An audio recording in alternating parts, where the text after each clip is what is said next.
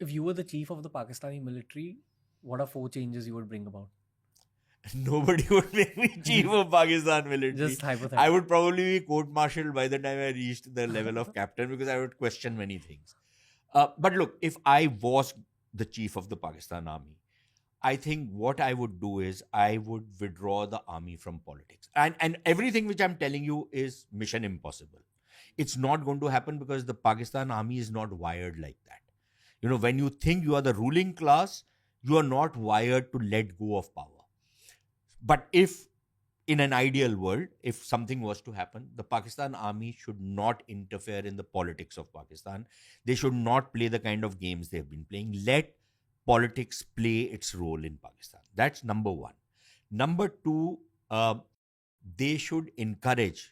Now, again, this is contradictory because at one level I'm saying, you know, don't interfere in politics, but at another level I'm going to say, take certain political initiatives. And what are the political initiatives? Now, one of the problems in Balochistan, for example, is of missing people.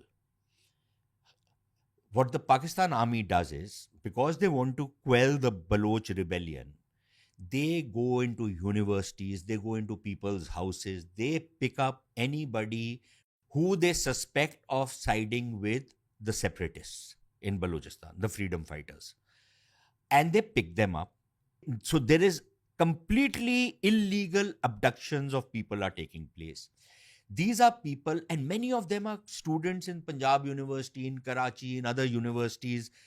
And as young people, yeah, an 18, 20-year-old kid will have a lot of passion. You know, when mess discussions are taking place, there are students who are saying things which only students will say, you know, because they don't probably know better or they feel very strongly about something.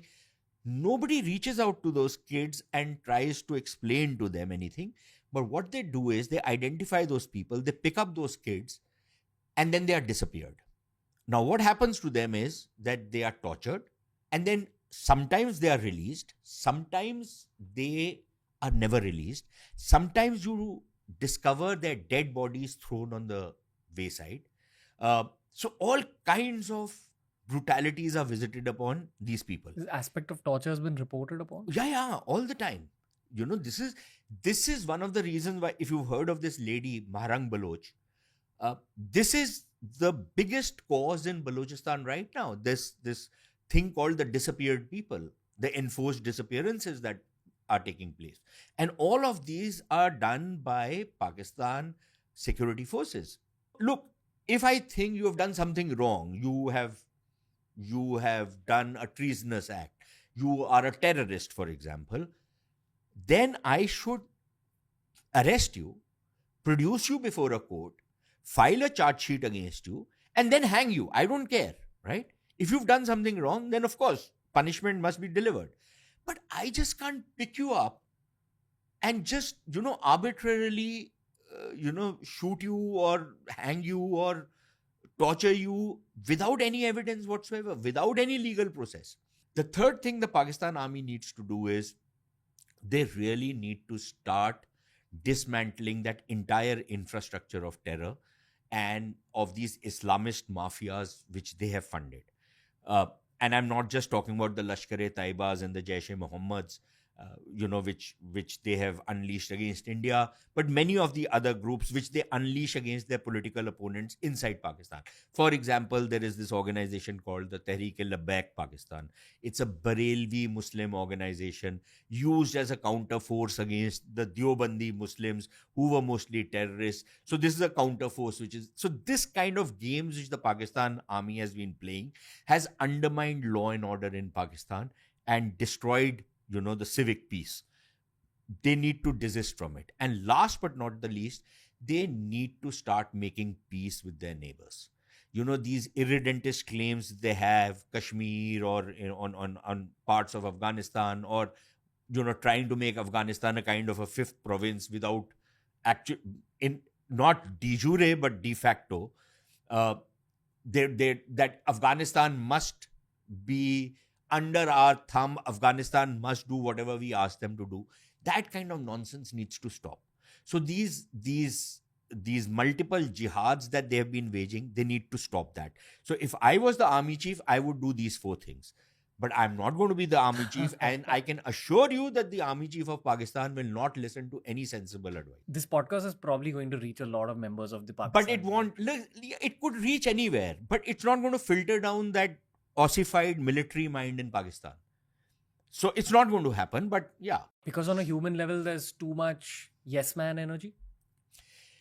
Yeah, it's partly because there's too much yes man energy, and it's partly because at a human level again, you know, when you become the chief of the Pakistan army or you become a general in the Pakistan army, there's so much of sucking up which is happening all over the place that you are in a completely different mind frame then, and you think you are the repository of all the wisdom in the world, and that you can do whatever you want to do because everything is, you just need to wave that Malacca cane which they hold, just need to wave it around and things will fall in place. It's not a fucking magic wand, right?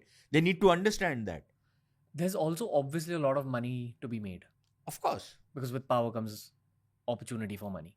I think again on a human level, that's the core aspect of why the army is not taking a step back from So administration. let me give you an example. So there was this friend of mine, a Pakistani, one of the most solid researchers on terrorism. And I'm talking about 10, 12 years back. So he'd come to India and he wanted to meet a retired Major General. I can name him, Afsar Karim. He is no longer alive, but a fine gentleman. He wanted to meet him and talk about, India's anti-insurgency, anti-terror operations, experiences. So I took this guy to meet the general, and we went to this place called Noida. And while I was looking around for his house, which was in these army, one of those army welfare housing things, an apartment complex, this guy said, "Are you sure you're in the right place?" I said, "Of course I am in the right place." He says, "You mean to say a general is living out here in these flats?" I said, "Yeah." So we went to the general's house, we rang the bell, and General Afsar Karim, he himself opened the door and he welcomed us in, and this guy was shocked.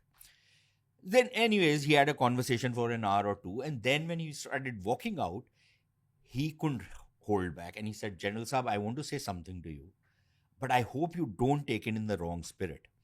So the general said, "No, no, please go ahead, whatever you want to say." He says, "The house you stay in, even a captain of the Pakistan army will not stay in a house like this." So the general started laughing and he says, "Well, that's because I'm a soldier. In Pakistan, they are rulers."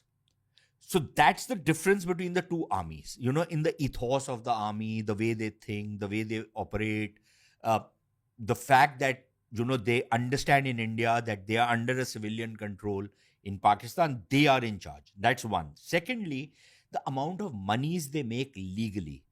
Now, apparently, when a general retires, he is given something like 100 or maybe 200 acres of land, right? And it goes down the chain. At every rank, there are plots given to these guys at very subsidized rates. One is a commercial plot, one is a residential plot. So very often they will keep that and then they sell it and then move into something bigger. And one estimate is that by the time a general retires, he's worth something like 100 crores at least, right? This is the legal money. And illegally, what happens is that if you go as the corps commander in Karachi, right? So you are the boss in Sindh now.